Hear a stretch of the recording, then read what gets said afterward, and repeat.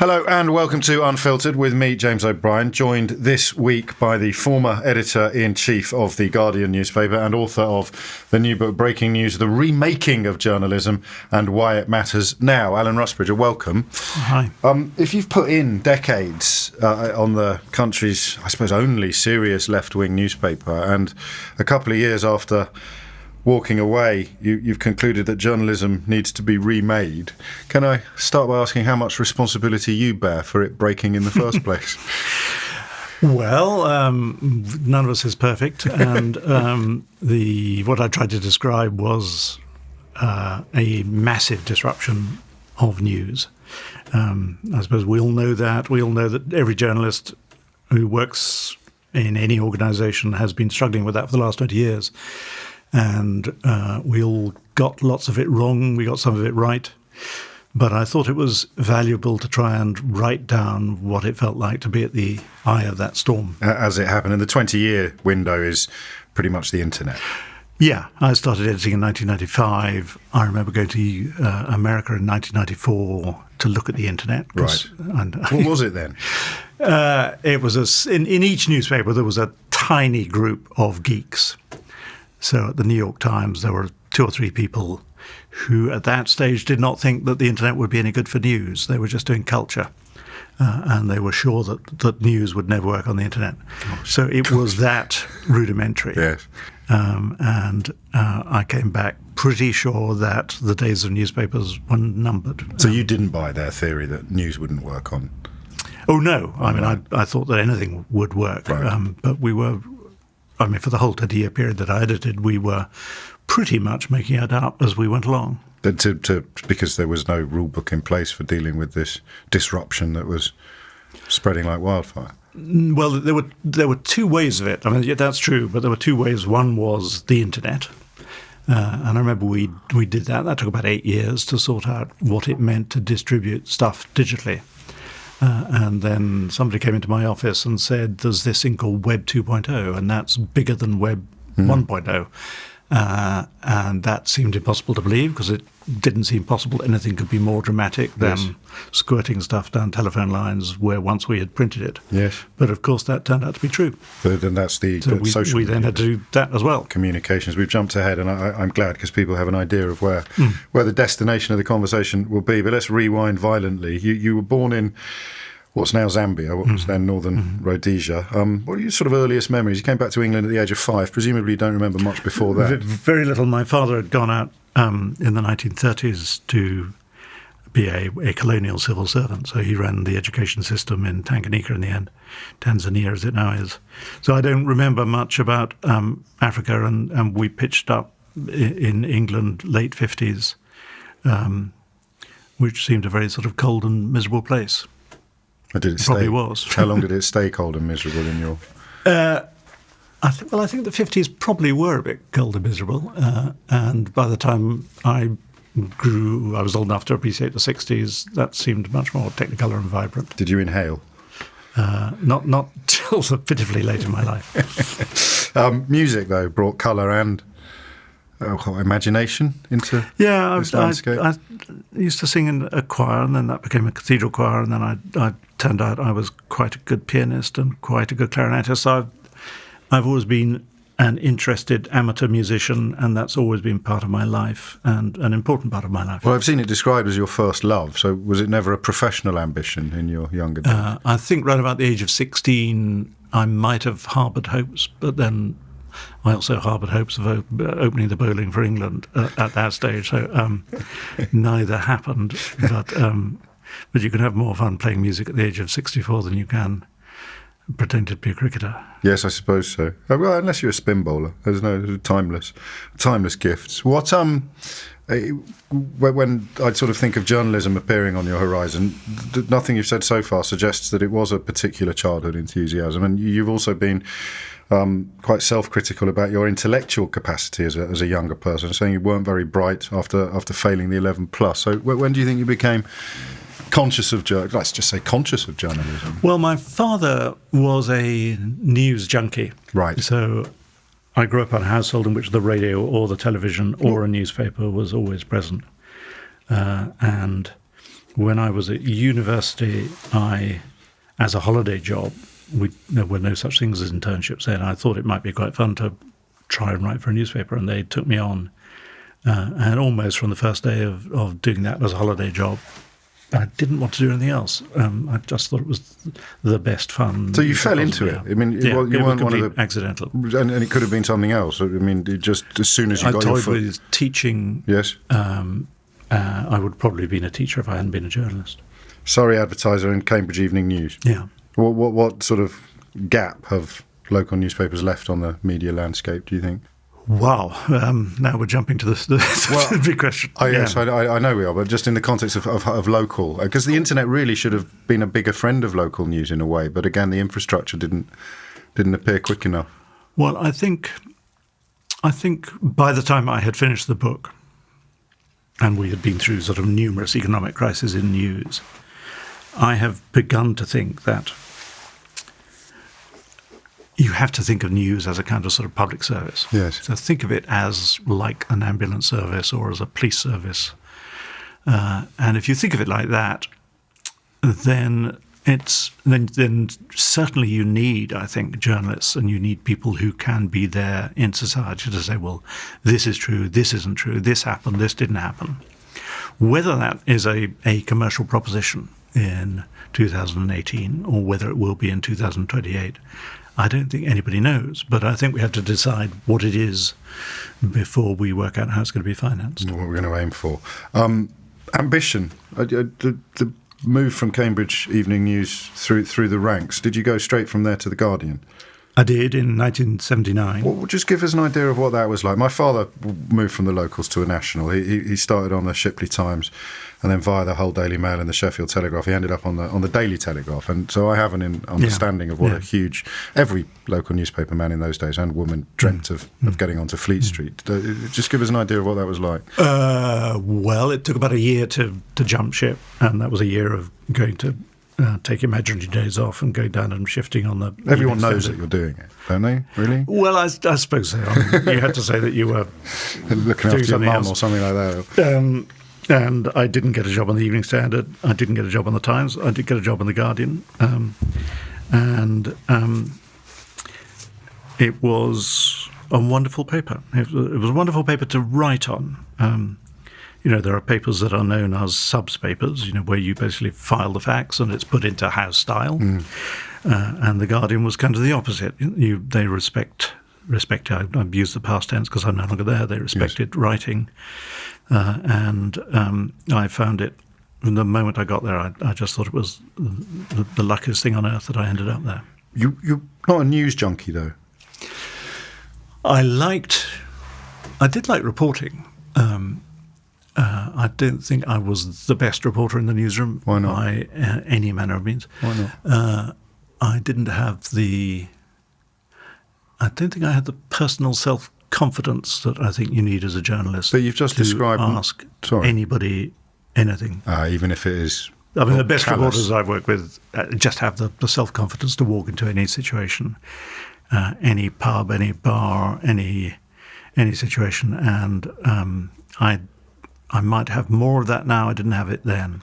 That's interesting. And I mean, self-confidence on the one hand, it could be a borderline sociopathic trait on another. Sometimes they go hand in hand. They do, don't they? So you're describing essentially qualms and conscience. Well, I think that's actually quite a profound thing about being a reporter, because it's in a way I certainly found this when I was 22, picking up the phone and asking people quite direct and personal things doesn't come naturally, or didn't come naturally to me. No. Or knocking on the front door of somebody who's just lost their daughter in a bus accident is actually quite a weird thing to do. Well, yes. And I think actually the people who find that easiest are maybe a bit odd in some ways. I won't dwell on this because I find it fascinating, but I'm not sure everybody else will. But I'm exactly the same. One of my first jobs on the William Hickey column, The Express, was to phone Susan Crossland and ask her if she'd known that Anthony had a gay affair at Cambridge in the 30s. And I didn't know much about either of them, but I phoned the speaking clock 5 times and told the editor that she, before I finally plucked up. And I've wondered since whether or not actually everybody else was frightened too, but you don't admit it until perhaps the later in your career, when you're no longer trying to front it up. Good question. I mean, there were certainly people I worked with who were fearless. Yes. Stroke psychopathic. Yes. They would ask anybody anything. And almost revel in it. Almost revel in it, yeah. But a tiny minority. Yes. Probably. Yeah, I think most people struggle a bit, and it may be quite actually a profound thing about the way newspapers are run, almost like a sort of, one hears about the army being run on these lines. Yes. You have to get people sort of battle-hardened and prepared to do anything for the sake of the newspaper.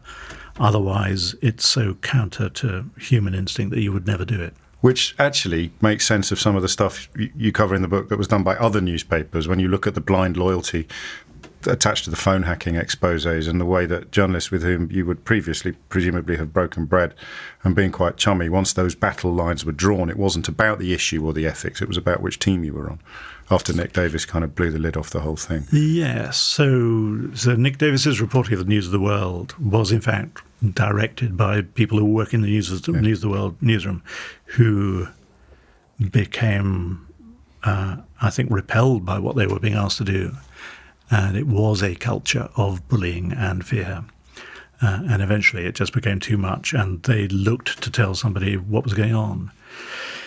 And it was one of those stories where, you're right, I knew people, as it were, on the other side, and had been out drinking with them and eating with them. So it wasn't so much which team you were on. It was clearly, to my mind, a legitimate story. If that had been a bank or an oil company, nobody would have thought it was odd for a newspaper to be writing that story. And it was, in my position as editor, it was one of those situations where if you've got a reporter who has put his soul on the line in order to do a really hard, at times quite brutal story, then you just have to back him. You have a kind of duty to the facts to get them out into the open. Can you remember when he first brought it to you? Oh, yeah. Well, so Nick and I had worked, we joined the Guardian on the same day in 1979, and he was a much better reporter than I was. And we had sort of stayed lifelong friends. And it was almost, he thought this was the end of his career. He thought he'd done crime, he'd done drugs, he'd done the police, he'd done education. Before he went, he wanted to do one last story about power, the power of the media. And he came and he did one stab at it, which ended in a book called Flat Earth News, which had started as a look into what went wrong over the media's reporting of Iraq. And then about 2 years later came into my office in The Guardian, and we later called this the heart attack conversation, because he knew what he'd got. And he closed the door and said, I think I have a story of a criminal cover-up at the world's most powerful media organization. And it was obvious that this story was nothing but trouble. We both knew that. And it was going to be difficult, scary. But, it was just a story that had to be done. You say that. I mean, not everybody would have done it. Also, for people not sort of fully versed in Fleet Street folklore, newspapers often have agreements to lay off each other. I mean, most obviously, the Mail promised not to write about Richard Desmond's pornography empire, as long as he promised not to write about the sort of Hitler support of previous owners of the Daily Mail. This is really stepping out of the pack, isn't it, when you go after one of them? It was, and I do write in the book about the fact that in 20 years, I think I was threatened by most of the media groups who didn't like being written about. And they thought it was bad form, and they thought we should be circling our wagons, and that we were all under attack, and that we should be pointing outwards, not inwards. And I could see that argument, and I like some of these people. But in the other bit of my brain, I kept on thinking, well, as journalists, the story we tell is that this is a tremendously powerful force in society. And there's no other force in society that we would allow to pass without scrutiny. And it would be a very odd thing to say, well, we wouldn't write a story like that, which we would write about any other sector, because it happens to be our own. So, I mean, it would be interesting. I've never gone around asking them. It would be interesting if any of my fellow editors would have spiked a story like that and said, well, we don't want to do that because it's about our own. When did you begin to, well, almost immediately by the sounds of it, you appreciated the scale of the story that was in the offing. When did you sort of, or Nick Davis, put the call in to let them know that you were going to press? Well, it would have been, we would have given News International, as it then was, I don't know, half a day. And they were tremendously aggressive in response. It was like a sort of blitzkrieg of attacks, and I think they thought they had us, because by the end of that week, I remember they thought they were winning. And one of the reasons they thought they were winning is that the police announced they were going to have, I think we published on something like the Monday or Tuesday, and round about Thursday, the police said, "Oh, well, we'll look into this." And I thought, well, that's positive. The police didn't look into this properly first time round.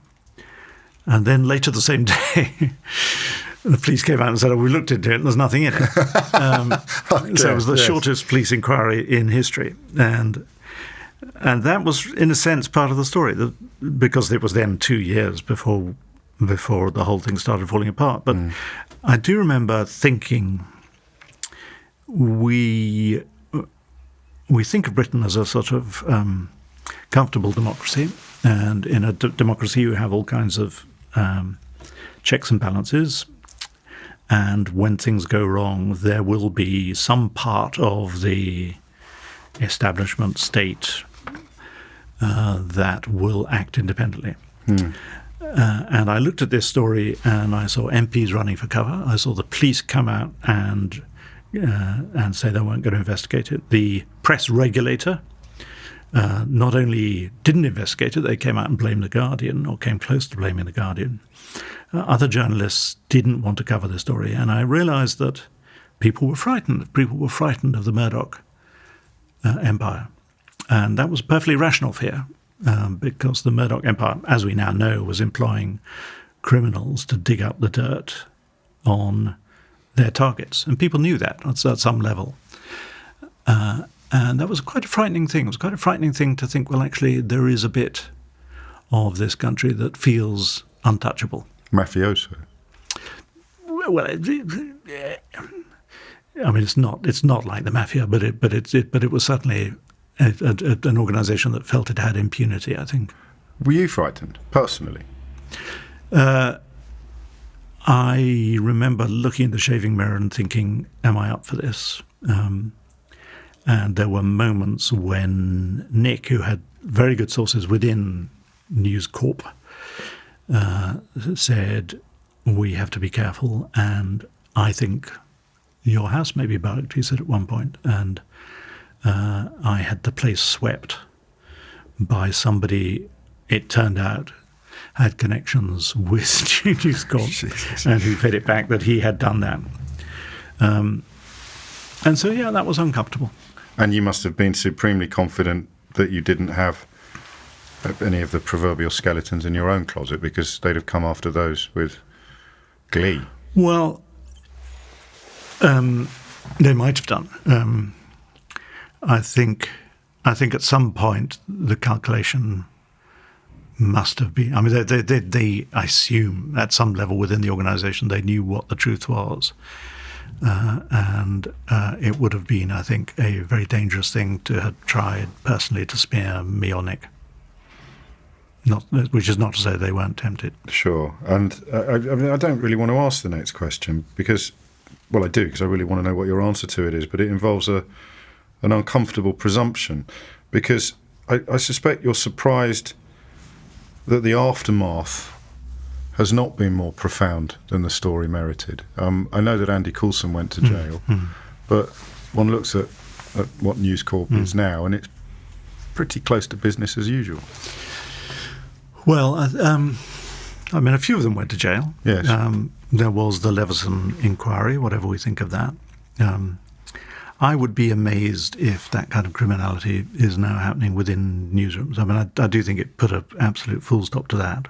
Yes, of course, but I'm thinking more about the philosophy of the people and the identity of the people involved. Well, I feel I do feel Fleet Street is a cleaner place than it was before that. So I think that is good.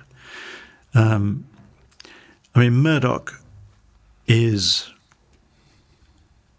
an extraordinary figure. I mean, he's a power to himself. He runs that company in a way that no other company would run. So any other company, imagine this was Volkswagen or BP or a disgraced bank, and somebody had stood up, the Prime Minister had stood up in the House of Commons and said, these people are not fit and should never, ever again run a company. And you went through a series of trials, and at the end of it, the chairman said, well, fuck that. We're going to put the same CEO and chair. That's kind of what I'm referring to. Who happens to be my son, back in charge of the company as a massive two fingers. I think that is true. I think he is still a very, very powerful, globally powerful figure.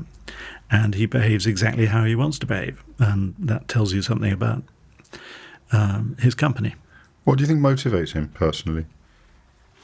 Well, I think that's a complicated question. I mean, I've only ever met him once, so I can't claim to have any special insights. I think, in fairness to him, he loves news. I think he loves news. I think he loves journalism, and there are some proprietors of whom one couldn't say that. So, in a kind of way, his organisations are not corrupt, and he finances news and he keeps newspapers afloat, even when they're not very or not at all profitable. So I think you have to acknowledge that is part of the story. But another part of the story, I think, is sheer power. There's a pattern in each territory in which he operates. He usually has a posh paper. He usually has a TV station, and he has a tabloid. And the posh paper is there to I think, gain respectability. The TV station is there to make the money. And the tabloid is there to, I think, intimidate politicians and to put the frighteners on people. And it works pretty well. I mean, it's worked for him very well so far. It's worked very well in Australia this week, hasn't it, essentially? It's a modus operandi. He's got an extraordinary power in Australia. Just thinking about that, it wasn't really an ethical dilemma. It was simply a question of whether or not you had the stomach to pursue that story. I'll take you back to Cambridge when the first scoop I've read that you secured involved an expose of the founder of the orchestra in which you played. Is that right? Not quite. I wasn't playing. Print the legend. But it was an extraordinary story of he was a kind of Walter Mitty figure who it turned out had worked as a brain surgeon in Denmark without ever studying medicine. I mean, it was that sort of degree of hopelessness. You know, he would do these mad things. He was booked for a series of organ recitals in all the cathedrals in England without being able to play the organ. And he turned up in Cambridge, found it actually a rather good symphony orchestra, but it made no money, and so he got hopelessly into debt. So he wasn't necessarily a bad man, but he was a very interesting man. Sounds like a walking anxiety dream. So you just stumbled across the background. So it wasn't that much of an ethical dilemma then. You didn't have a personal responsibility to him. But it does, I mean, it speaks of you being very conscious of morality within journalism from pretty much from the beginning. Do you think that was rare as you made your way up the ranks? I think journalism is probably like all professions. You've got people of great morality and seriousness and people who aren't. I did feel, once I became an editor, quite frightening sense of power. You're in charge of especially in this country, where you're in charge of the news gathering bit, but also the opinion bit. Not true in America, where those two things are very, very separate. And you're not completely unregulated, but you're pretty unregulated. And you can see it in some newspapers where the people who are running newspapers almost relish that kind of power. And I think I was the opposite. I felt very, very nervous about it. And one of the first things I did at The Guardian was to appoint a reader's editor on American lines. And that was a deliberate attempt to allow readers to have a channel of correction and clarification without having to go via the editor. Because obviously the editor is the person who's most invested and might be responsible in the first place for the mistake. And that giving away of power seemed to be a very significant thing. And it was the first of one or two things I did to try and give away power or disperse power. Why did you want to be editor? That is a good question. Peter Preston, who was editor before me, plucked me from nowhere. I mean, I'd never edited, and The Guardian wanted to start a Saturday magazine because The Independent had one and it was proving rather successful. And so he just took me out to the pub one day and said, "You're going to launch this thing." And I had no idea what I was doing. But I really enjoyed it, and he must have thought I was quite good at it. Why do you think? What do you think he spotted? Because you'd gone to the Observer by this point, hadn't you, to be TV critic? I went off to the Observer to be a TV critic, and I went to America for 6 months to work as a Washington correspondent, and came back. About 88 we are now. That is 88, yes. And I think we launched the Weekend magazine around about 89. What do you think he saw in you? What did he see in me? That is a good question. I think I began. I suppose I must have had good ideas for pieces. I knew good writing from bad writing. I think I hope writers enjoyed writing for me, so I handled them well.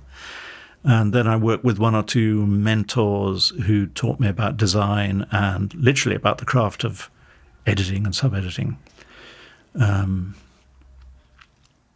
So he spotted something.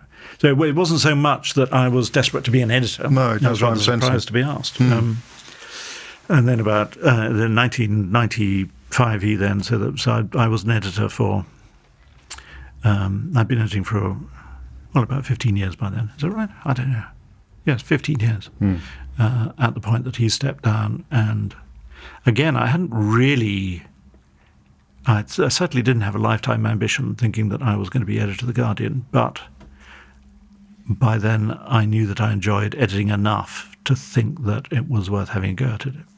It's a curious process by which you become editor of The Guardian, and not a million miles away from what Jeremy Corbyn suggested the other day all newspapers should do. There is a form of election, isn't there? There's a vote. It's called an indicative ballot. I don't know if that is a phrase that exists anywhere else in the world. So the staff say this is the person. An advisory referendum. Yeah, quite. Don't get started. No, right? don't. The staff say this is the person we want. And the Scott Trust, which owns The Guardian, can, of course, say, well, actually, we disagree. We think it should be this. But it would be quite difficult, I think, to go against the wishes of the staff. Your former editor at the Cambridge Evening News has said that, to be honest, I didn't think Alan would have the grit to become a national editor. Well, what do you think he meant? Well, probably that when he knew me, I was a very unpolished article straight from university and was very green behind the ears. So I can understand why he would say that. Where did your grit come from? Well,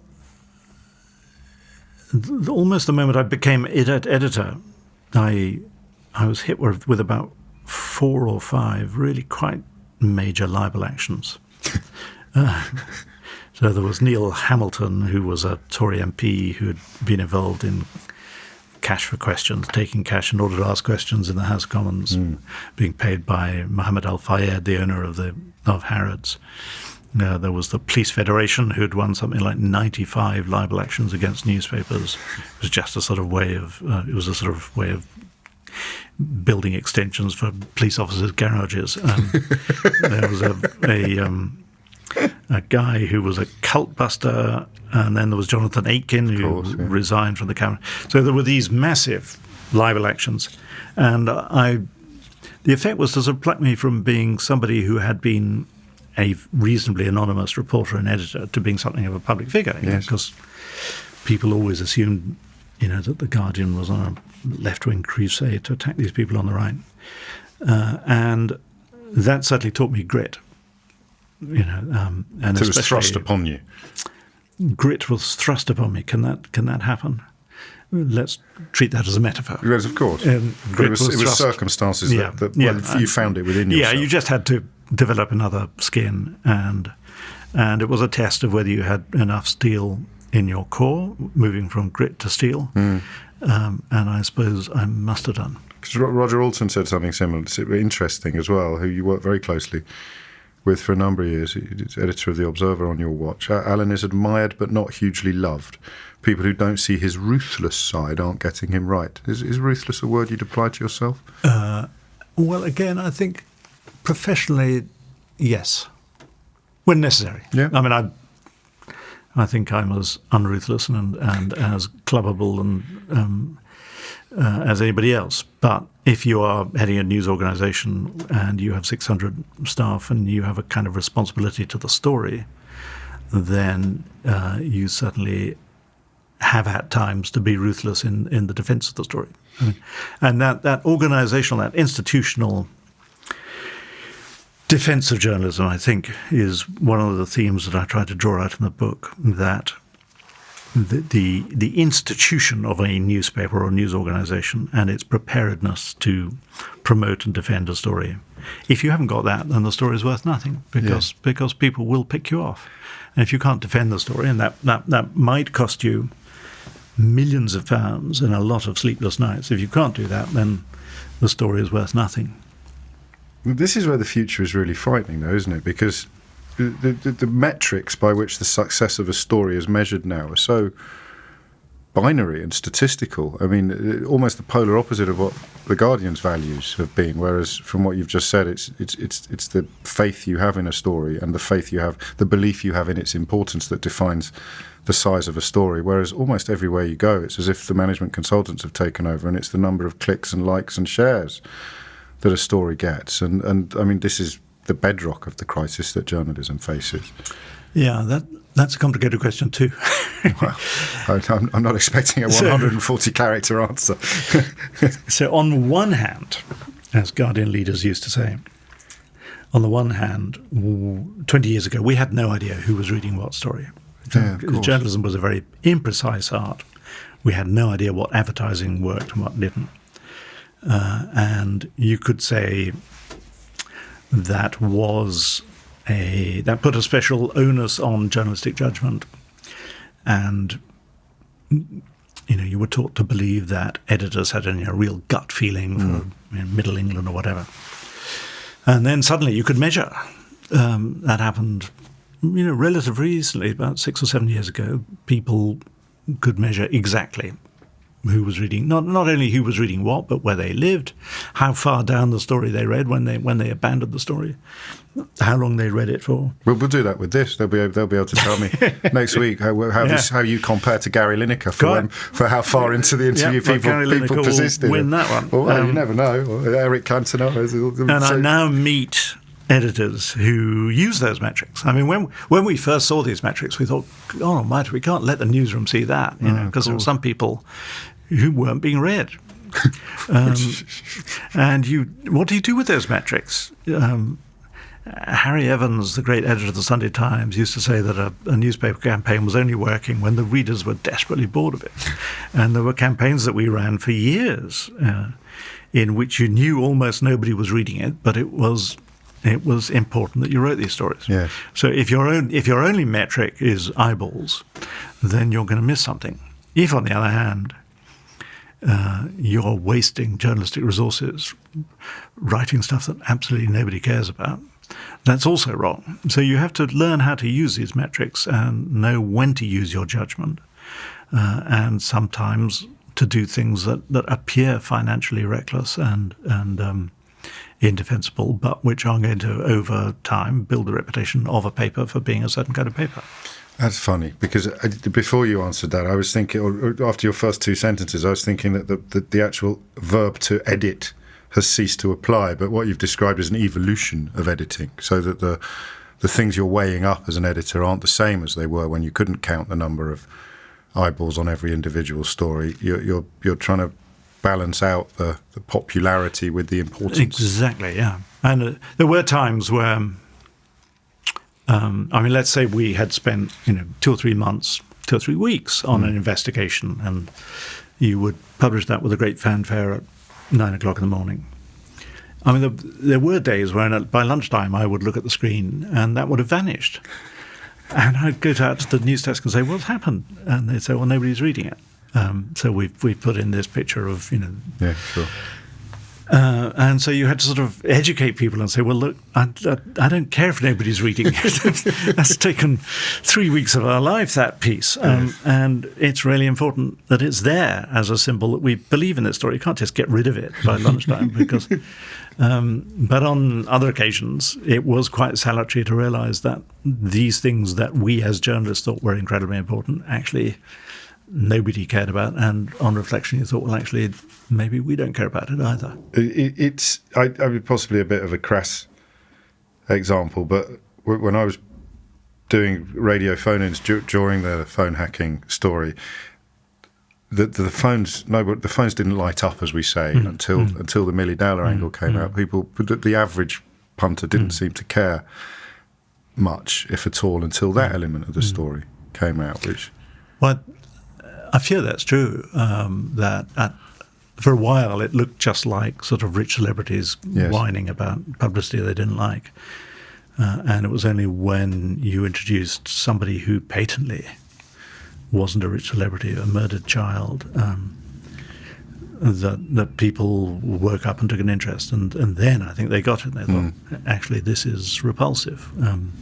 And then, we learnt of war heroes and people who'd been involved in accidents. And then you realise that this was not just about celebrities. It was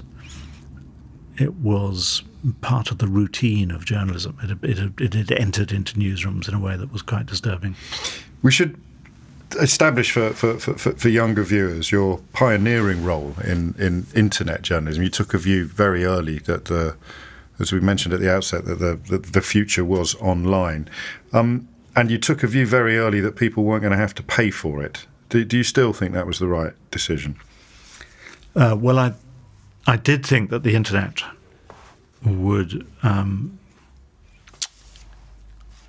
I thought the internet would destroy the essentially Victorian system of manufacturing newspapers and distributing them, and trains and wholesalers and little boys being poked out of bed at 8 o'clock in the morning to deliver news. I just thought that was a supply chain which couldn't survive, and I still broadly think that. I think weekly newspapers may have a longer shelf life than daily newspapers, but I think at some point it will become uneconomic to print newspapers.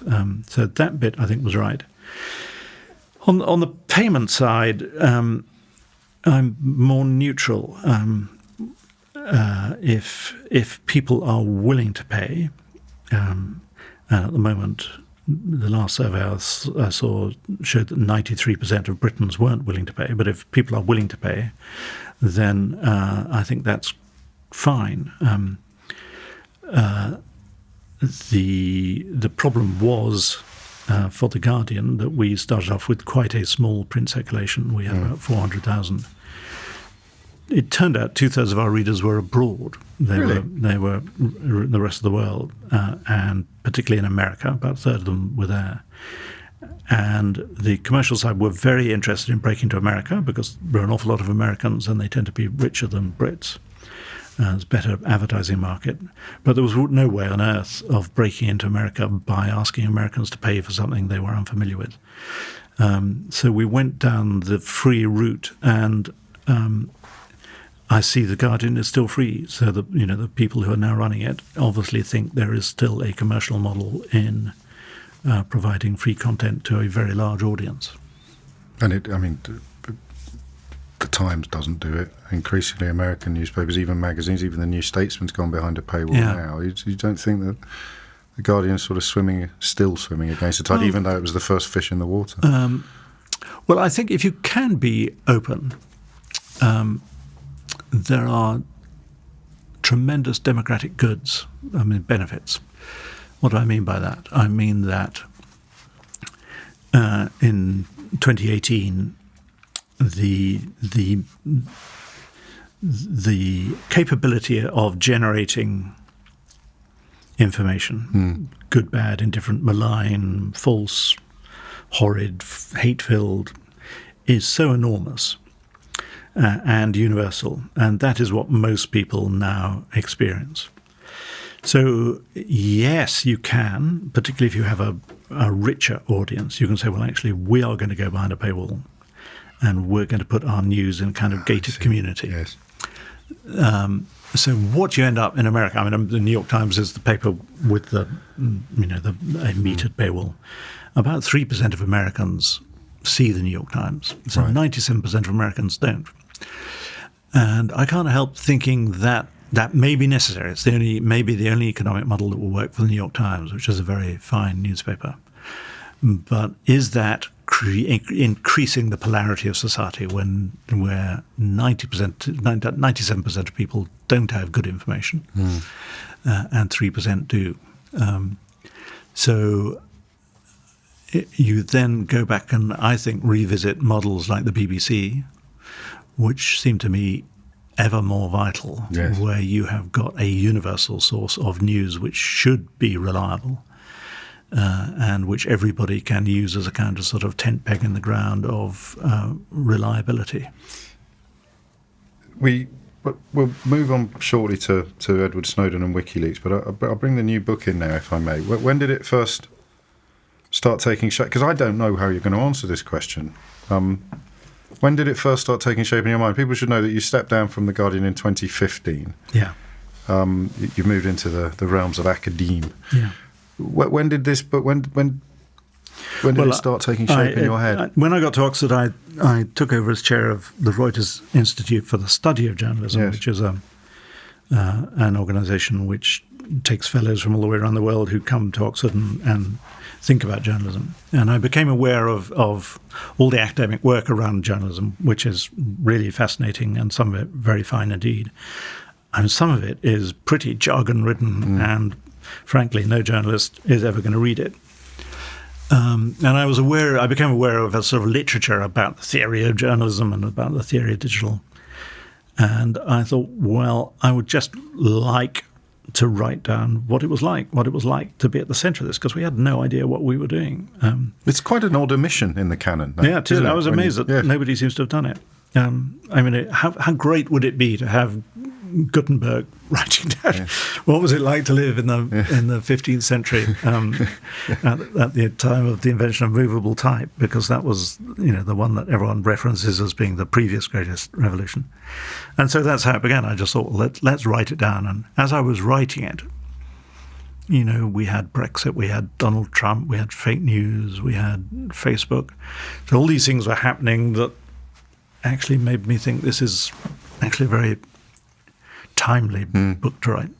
Well, it's timely, in that sense, because Brexit and Trump, it's hard to imagine either of them having happened without the internet having corrupted traditional news. Doing something very different from traditional news, not doing news at all, in fact.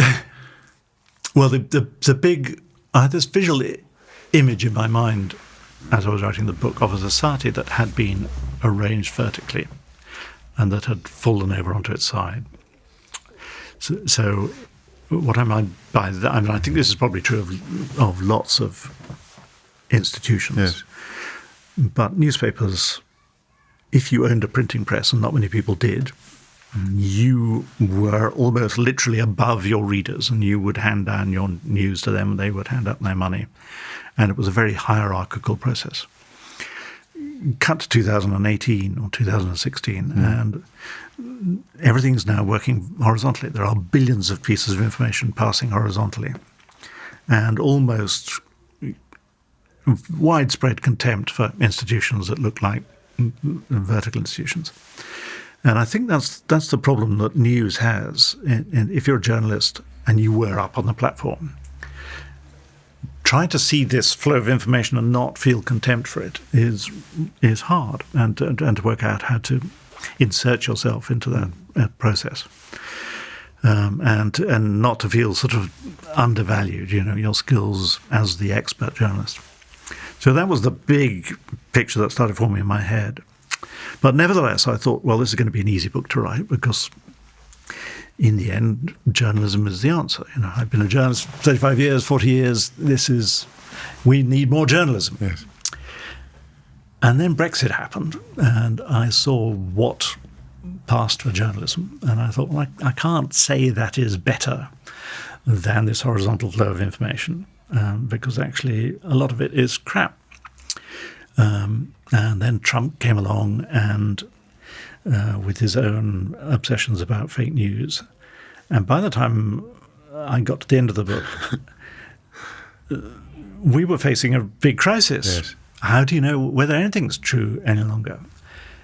And I suppose where I ended up is thinking that, well, if journalism is going to present itself as the answer, then it has to just be better.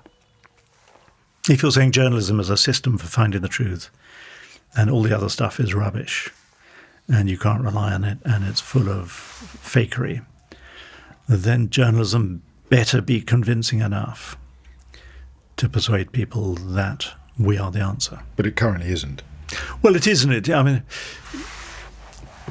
I don't want to get too sort of meta about all this, but then you start looking at the word journalism and you say, well, The Sun is journalism and the FT is journalism. Fox News is journalism and the New York Times is journalism. The Daily Mail is journalism and the Times is journalism. And they're all completely different ideas about what journalism is.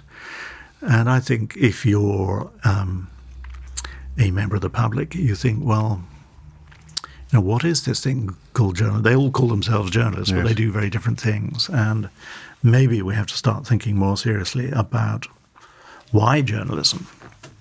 And you get back to this question of the public interest. Is this a public service? Is it a way of making money? If it's a public service, then what is it that we're writing for? And who should be paying for it? Yeah, precisely. So this notion of the vertical becoming the horizontal, do you think, because the first newspaper really to invite comments on almost everything was yours, it was on your watch. For me, I've thought about this quite a lot, that was a very early step towards the sort of false equivalence that your horizontal paradigm describes, wasn't it? Because people who would once have been shunned in the pub could see there, and it became toxic quite quickly, the Guardian's below the line comment section. It did on some subjects. Yes, the obvious ones, the ones that arguably have led to Trump and Brexit. Yeah. So on the environment pages, on the science pages, you had often excellent discussions. If it was Israel-Palestine, you'd need a team of moderators to just keep the lid on. I don't think anyone has fully worked out how to do this. On the other hand, I don't really agree with the news organisations that have just said, oh, well, we tried that. We tried talking to our readers. Our readers are morons. They're horrible. We're going to switch off the comments and they can go and talk somewhere else because we don't like them. I think it's too early. This thing's only been going for 10 years. Let's try and work out how to deal with that, because at their best, as you know, the comment threads, I mean, you do a lot of phone-ins. Yes. They can be brilliant. They can be brilliant. It's faith in humankind, really, that you need, isn't it, to persevere with these sort of things. And speaking of faith in humankind, the WikiLeaks story, which is another huge section of the book, and in many ways, that's the one that ties together almost all of the themes of the book, because it was about new modes of information being delivered. It was about ethical dilemma. But was it also actually, even though you possibly didn't realise at the time, about some form of manipulation of the Western media? I mean, Assange is a fascinating character who presumably your feelings towards him have gone from A to Z. Mixed. Yes. Well, I think they haven't gone from A to Z. I think A to Z were always there from the start, and we always had a tricky relationship. But he came to you because he had... Well, we found him, actually. Right. Nick Davis again. Nick's theory was that journalists are hopeless at spotting stories. Yes. He said, I always ignore the front page of a newspaper because editors are stupid. And he, on page 5 of some newspaper, he found this story of this man on the run who had this, in his briefcase, he had the biggest spill of leaks that the world had ever seen. So he thought, well, that's a good story. And he set out to find him and persuade him to share his work with the Guardian. And by and large, I think the work that we did together, I have to qualify that because he went off and did a lot of work on his own. Yes, of course. But I think the work we did together, along with the New York Times, is still valuable and important work. But you're right to say that idea of almost information anarchy is not what newspapers do, really. And so that tension between the edited version of the facts and the let's just chuck it all out and let people choose is an unresolved tension. It is. And I mean, it led, of course, to claims that you'd endangered British servicemen and women or spies. Keith Vaz asked you, that sort of bastion of moral rectitude, whether you loved your country. That was over Snowden. Yes, which was coming onto that next. But they're of a piece, aren't they, Yeah. the two stories, the Snowden and the WikiLeaks stuff. And that's why the tension remains, because the right to know is in contradiction with the right to keep things quiet. Yes, it's interesting. It sort of comes back to this question of gatekeepers. Yes. So if, as a journalist, your role was a gatekeeper because Well, you decide the what South goes in had tomorrow's gates. paper. If you had the absolutely. printing press, that was the gate. So people didn't know information. And at his most extreme, Julian Assange was the opposite. He had a big bucket of information. He just tipped it all out and said, well, you be the judge. And I found myself, again, while writing this book, that Christopher Steele memorandum about Trump and what he got up to in Russia, I found myself very conflicted about that because part of me thought, well, what a newspaper does is to sift the truth from the untruth and only print the truth. And the newspapers have been sitting on this document for weeks, it turned out. And I felt quite cross. Yeah. I thought, actually, why not just let me be the judge? And that's what BuzzFeed eventually did. They published it. I'm not saying they published it brilliantly, but they published it. And I found myself thinking, well, who says they should be the gatekeeper?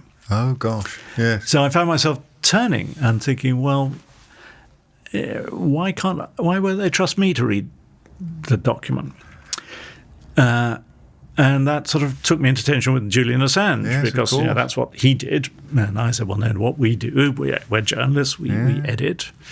And so I think that's the whole thing between the tower and the square, the vertical and the horizontal. Yes. If you are going to say, well, society needs gatekeepers, then it's reasonable of society to say, well, who says that you're the gatekeeper? Yes. Why are you so brilliant? Why are you so moral? Why are you so ethical that you've set yourself up as a gatekeeper? That's the changed context. And it is completely the changed context. I mean, also perhaps the denigration of expertise is part of that as well, because the short answer would be, well, we've spent 30 years weighing up what's right and wrong, what's good and bad, what should get through the gate and what shouldn't. So, of course, we're the people that should be trusted, rather than... Yes, it's about expertise, it's about judgment, it's about ethical standard. I mean, moving on to Snowden, there were times when I said to the British government, you ought to be so lucky that you're dealing with us.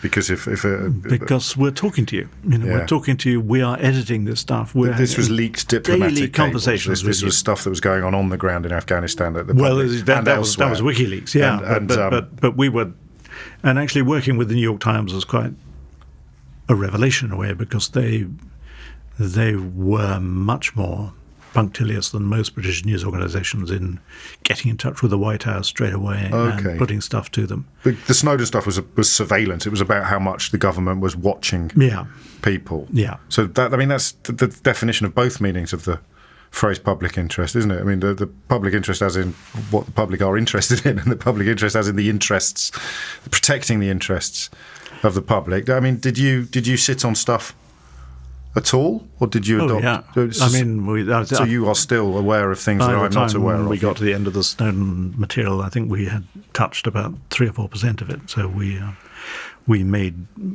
very major decisions about what we thought was in the public interest and what wasn't. Would you be the same editor now? Because it's fascinating what you say. You say, I don't know whether you realised it, but you kind of, there was resentment's the wrong word, but the first time that you felt you didn't have your hand on the tiller was during the Christopher Steele thing. And then you spoke like a reader rather than a writer. You spoke like a reader for the first time in a whole hour rather than an editor. So if you were doing Snowden now, would you be the same man? I think so. I mean, I think you're right. It's quite salutary to be a reader and not an editor, because you do see things differently. But I was also very conscious. Snowden was the most extreme version of why you have to have an independent press. Yes. And who gets to determine the national interest.